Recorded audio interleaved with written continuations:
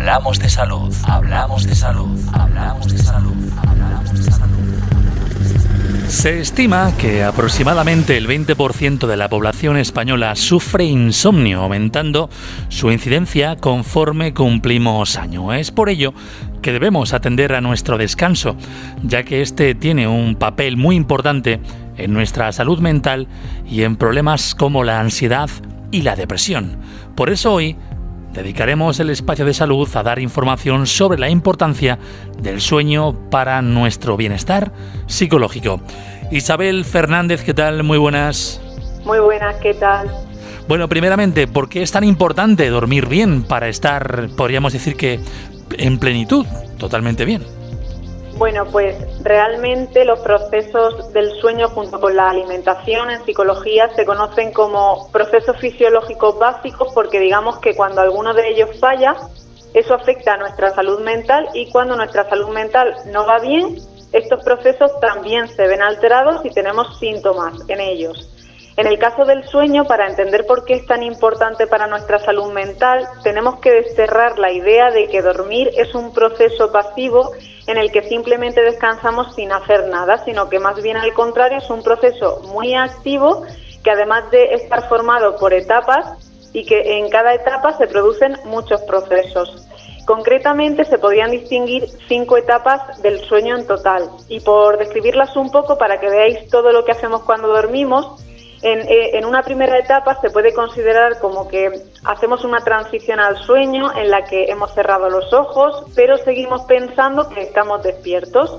Nos enteramos de lo que pasa en el exterior y esta etapa dura unos 10 minutos. En esta etapa la respiración comienza a volverse muy profunda, como una sensación de relajación, de cuando hacemos esa relajación en terapia, y es en la etapa en la que se produce la sensación de caer al vacío, de la que creo que ya hablamos una vez por esa caída que se produce de la frecuencia cardíaca. Luego pasamos a una fase 2 en la que seguimos profundizando en el sueño y de ahí nos vamos a la fase 3. En la 3 es una fase en la que va a ser ya bastante difícil despertarnos, apenas nos movemos y se segrega la llamada hormona del crecimiento, que es fundamental para que los niños se desarrollen. Por eso se dice que los niños crecen de noche.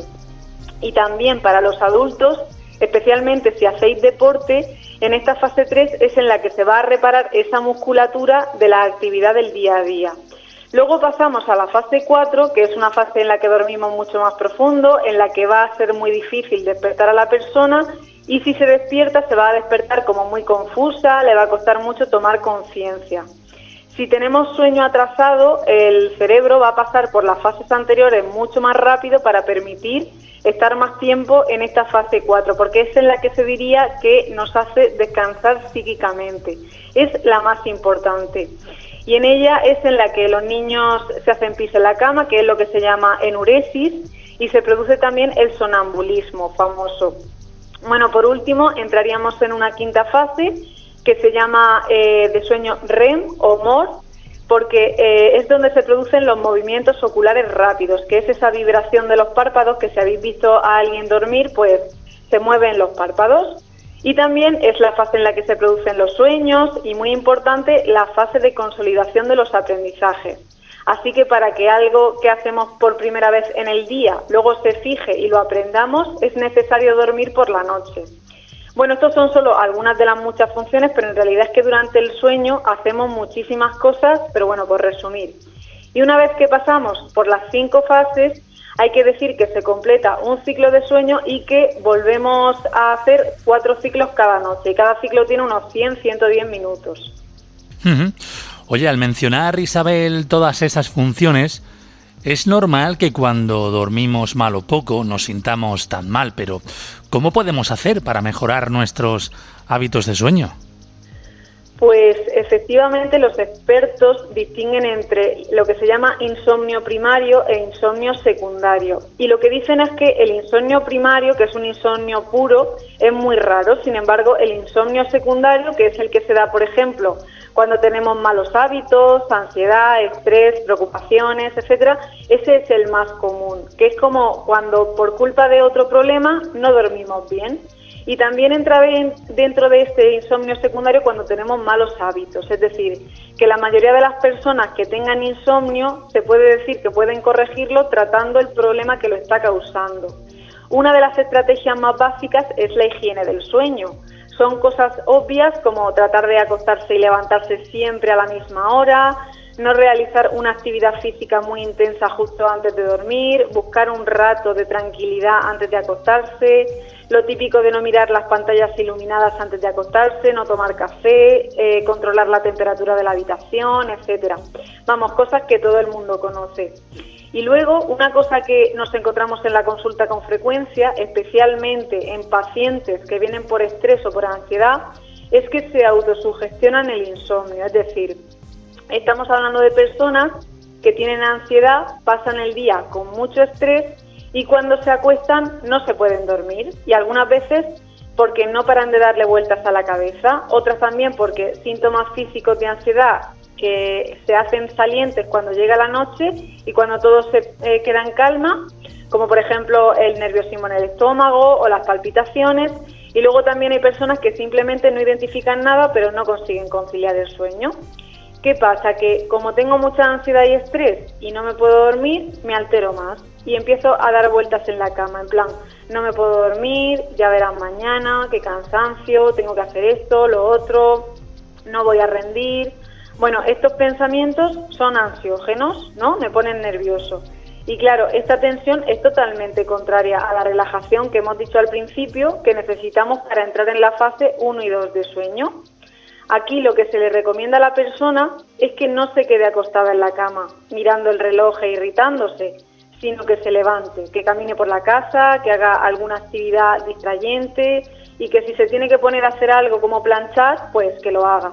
Pero al final se trata de romper con ese circuito de pensamientos ansiógenos que le impiden dormir.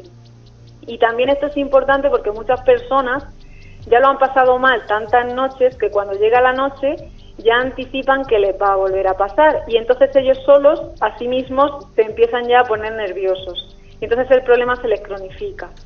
Qué fuerte, es así.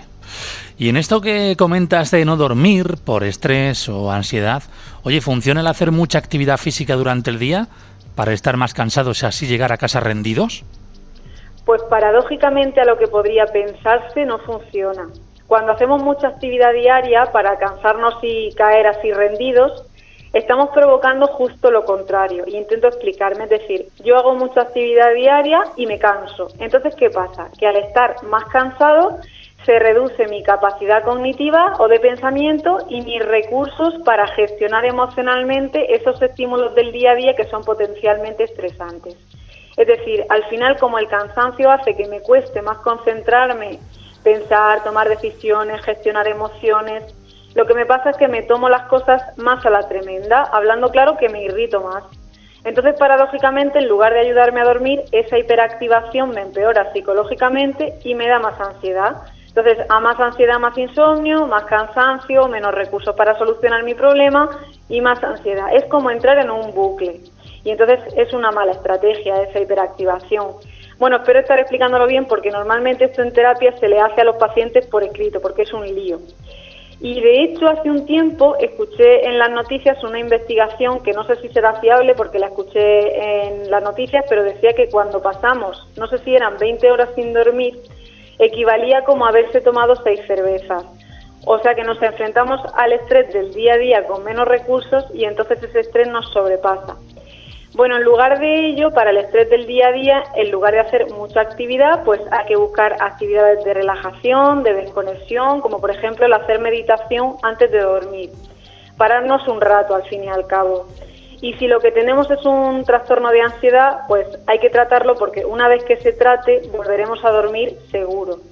Y bueno, ni qué decir tiene que no hay mayor causa de la cronificación del insomnio que tomar pastillas para dormir como sería este Orfidal y el Lorazepam, que están muy de moda. Que bueno, como ya lo he explicado otras veces, si alguien quiere luego que me lo pregunte y yo explico por qué.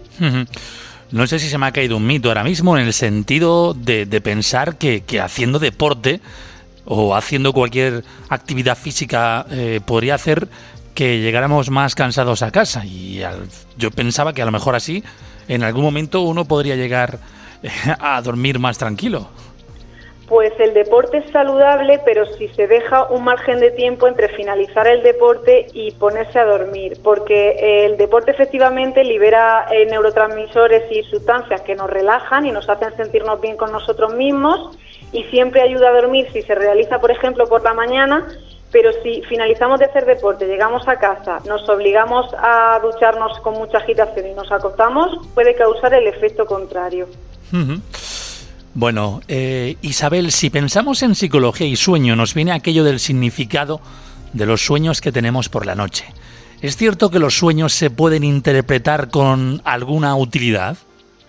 Pues la verdad es que no hay ningún significado de los sueños, es un mito, como lo de que a la zumo de naranja se le pierden las vitaminas, pues igual. Lo que soñamos por la noche no se interpreta ni sirve para nada de cara a conocer qué nos ocurre psicológicamente.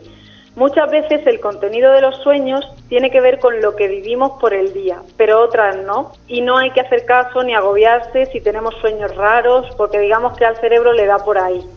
Lo que sí ocurre a veces es que si la persona tiene mucha ansiedad o mucho estrés durante la mayor parte del día, pues luego esa ansiedad y esa tensión no desaparecen durante la noche cuando nosotros queremos.